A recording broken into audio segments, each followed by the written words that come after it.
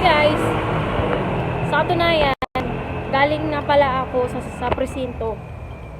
No, kasi bala ko nga sana magsampa ng reklamo laban sa mga taong naninira sa akin sa social media at mga nagme-message sa akin ng mga hate.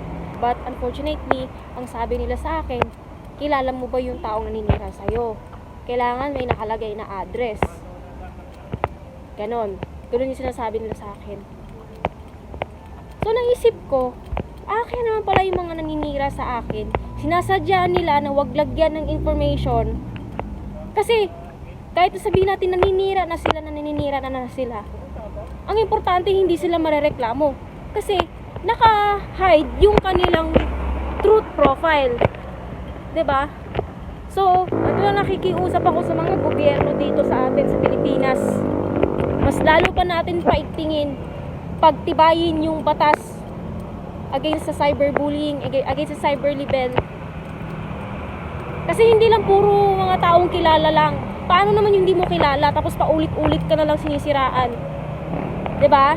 Gagawa ng panibagong account, tapos siya pa rin 'yon, tapos sisiraan ka ulit, babalock mo, tapos pagka-block mo, gagawa na naman ng panibagong account, sisira na naman sa'yo. Paano kung ganon?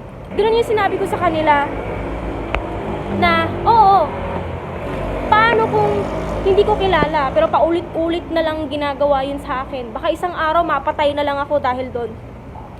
I'm just always take care of myself. Pero ano yung sinabi ng cyber libel sa akin? Ay, hindi naman sa ganon, hindi sa ganon.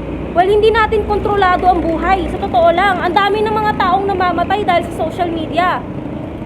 Kaya nakikiusap ako sa gobyerno dito sa Pilipinas na mas lalo natin paigtingin yung usapin at mas lalo natin pagtibayin na hindi lang habang buhay yung mga taong kakilala mo lang na kakasuhan. Sana kahit hindi mo kilala, kasuhan din.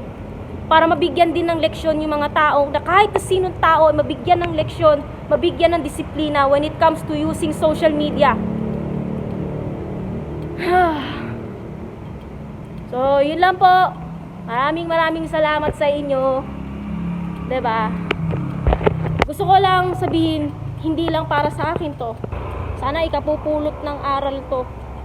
Hindi lang para sa akin to, kundi para na rin to sa mga kababaihan, sa mga kabataan, at sa ating lahat. Yun lang po. God bless po. Thank you.